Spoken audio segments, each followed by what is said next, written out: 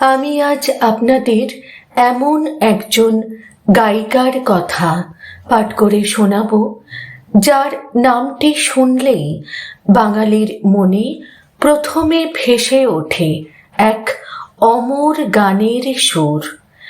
এমন একটি ঝিনুক খুঁজে পেলাম না। হ্যাঁ, ঠিক শুনেছেন, নির্মলা মিশ্র। তাহলে শুরু করি আমার আজকের পাঠ এই শিল্পীকে নিয়ে।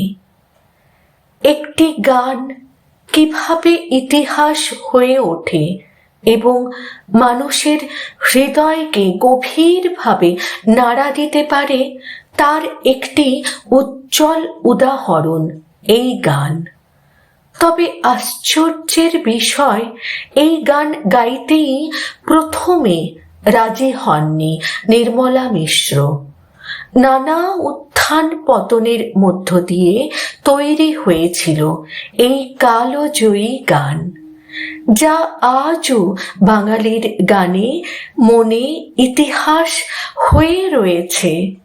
এই বিখ্যাত গানের সৃষ্টির পেছনের গল্পটি জানিয়েছেন এর কথাকার পুলক বন্দ্যোপাধ্যায়। তাঁর কথায় কথায় রাত হয়ে যায় বইটিতে।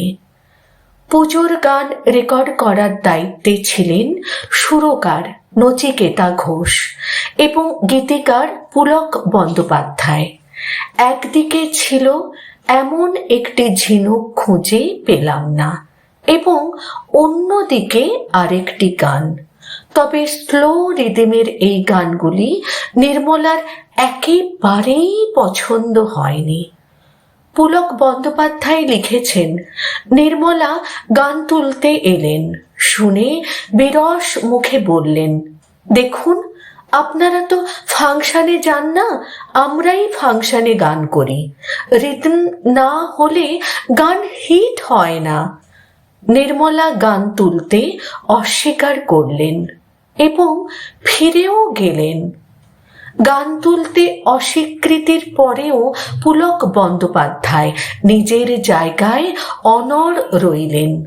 তিনি সুরকার নচিকেতা ঘোষকে স্পষ্ট জানিয়ে দেন, নচিবাবু, আমি আর গান লিখছি না, আপনি চাইলে অন্য কাউকে দিয়ে লিখিয়ে নিন। তবে নচিকেতাও পুলকের পাশে দাঁড়ালেন। কিন্তু পরিস্থিতি মোড় নিল যখন নির্মলা মিশ্র নচিকেতা ঘোষের মাকে গিয়ে ধরলেন। পুলকের কাছে নচিকেতার ফোন এলো। পুলক, নির্মলা আমার মাকে ধরেছে, মা বলছেন ওর গান করতেই হবে, মাকে ফেরাই কি করে? তুমি যা হোক কিছু একটা করো। অবশেষে সমঝোতার পথে হাঁটলেন পুলক বন্দ্যোপাধ্যায়, তবে শর্ত রাখলেন, একটি গান আমি নির্মলার মনের মতো রিদমে লিখব, কিন্তু তার বদলে তাকে গাইতেই হবে এমন একটি ঝিনুক খুঁজে পেলাম না। অবশেষে এক প্রকার বাধ্য হয়েই গানটি তুললেন নির্মলা মিশ্র, আর বাকিটা তো ইতিহাস। যে গান প্রথমে গায়িকার মন জয় করতে পারেনি, সেই গানই পরবর্তীতে লক্ষ শ্রোতার হৃদয়ে জায়গা করে নিল। আজও পুলক বন্দ্যোপাধ্যায় ও নচিকেতা ঘোষের এই যুগলবন্দি এবং নির্মলা মিশ্রের কণ্ঠসুর বাঙালির আবেগকে স্পর্শ করে চলেছে। এমন একটি ঝিনুক খুঁজে পেলাম না যাতে মুক্ত আছে, এমন কোনো মানুষ খুঁজে পেলাম না যার মন আছে। গানের এই লাইনগুলো যেন এক অমর বাণী, সৃষ্টির প্রতি শিল্পীর দ্বিধা, তারপরে সেই সৃষ্টির ঐতিহাসিক হয়ে ওঠা। এই গল্পটি প্রমাণ করে সত্যিকারের শিল্প কখনো আটকে থাকে না, নিজের পথ ঠিকই খুঁজে নেয়।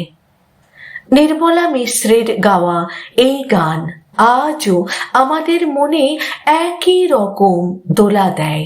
তাঁর সুরেলা কণ্ঠ আর সহজাত আবেগের মিশ্রণে তৈরি এই গান চিরকাল বাঙালির ভালোবাসার অমূল্য ধন হয়ে থাকবে।